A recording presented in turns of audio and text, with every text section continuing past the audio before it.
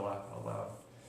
Hey guys, all right, so what does freedom mean to you? When you think about having freedom in your life, in your career, in your personal life, in personal relationships, financially, and health, what comes to mind? Like, what does freedom represent? So I'm sitting with my good friend and colleague, Alex Bynum. Hello. It's good to see you again. Good to see you as always. I love it. Alex and I always have great conversations. Alex has been working a little bit about what she does as we go through the next few minutes of sharing with you. But I thought, Alex, you'd be a great person to share your perspective on freedom. On freedom? And Okay. what it means to you. So start from the, because I know you so well with building your business and your impact in this area. What does freedom represent as you've grown the work that you do?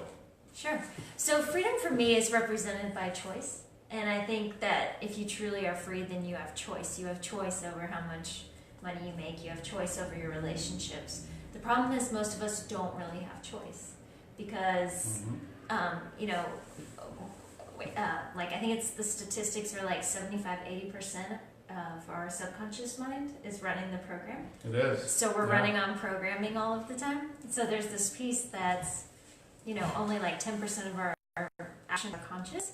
And so in order to truly be free, you have to really know yourself in order to be able to make better choices. That's my take on freedom. So I think, having choice affects everything. Yeah, choice and options in our decisions and how we move forward. And so do you think that people, and think about this too as you're listening to Alex and I share about this too, like what it represents in your life, but do you think that if you have clarity on what you want to create, do you think it's easy to create choices for yourself, or is that a hard part of the process too? Well, I think clarity is really important.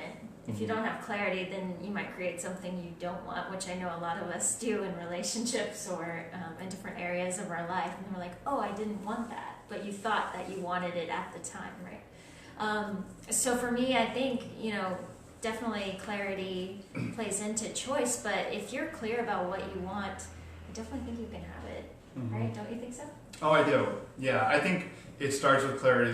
So there's always an intention with some of my questions, because I think when you have that clarity, you're able to then, build a road that gives you options. Right. And then the clarity is also going to help you to know which direction to go and what to try out. Knowing we're going to course correct and tweak along the way, of course. Yeah, of course. That makes sense? Yeah, it's like clarity. Maybe you only have clarity about the next step, but perhaps that's, oh, somebody's commenting. Hello.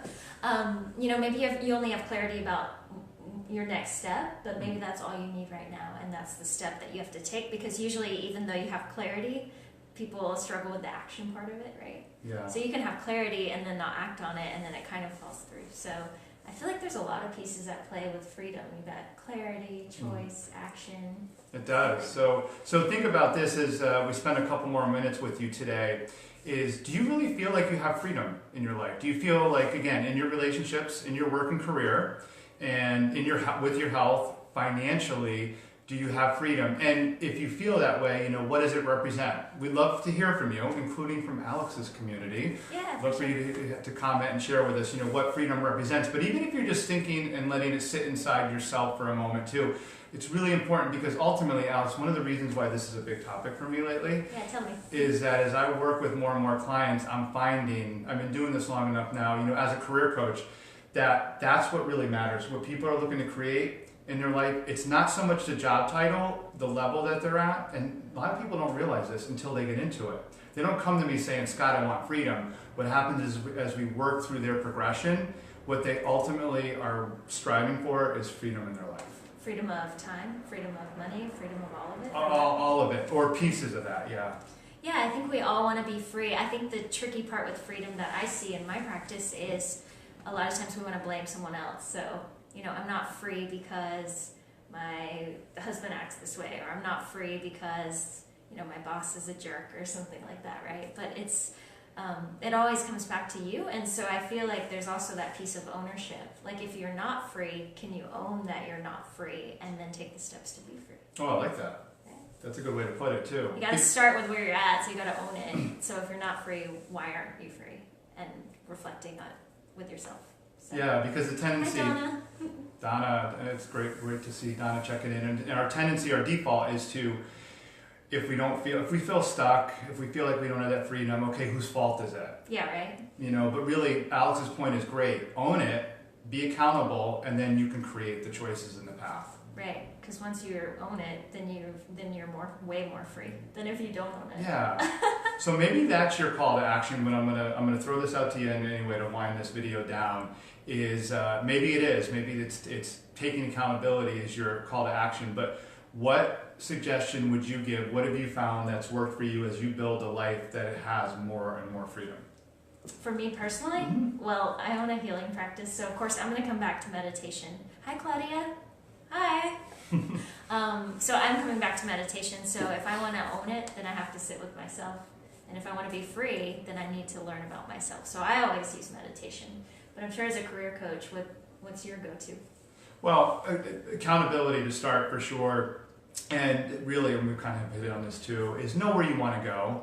Because to me, as a person, not literally or geographically, I mean, that's part of it, and you want to build in freedom so you can travel and go all these awesome places, but get connected to who you are and where you want to go in life. You know, what impact are you looking to make? What direction do you want to go? So that as you know, you're going through all these choices and making choices with more clarity and with freedom, you know, you're always headed in the right. I don't think there's a right or wrong, or that you have to have a perfect outcome. We know this. Yep. But as long as you're going in the right direction, good things will happen, and you'll learn. You'll meet great people. You'll build more abundance into your life. So I just get clear on where you want to go. Yeah, and it's probably not going to look like the way that you thought it was going to look like, right? No, it never does. It never does, but that's okay because you still can have the vision and then work towards the vision. Right? Absolutely. So let us know. Let Alex and I know if you found this helpful at all, and if you have any questions. You know, where does freedom stand in your life? And how are you doing in creating it? And if you have any other questions for Alex or I about how you can create more freedom. Thanks, Scott. Thank you, Alex. Appreciate it. Bye. Bye. Bye, everybody.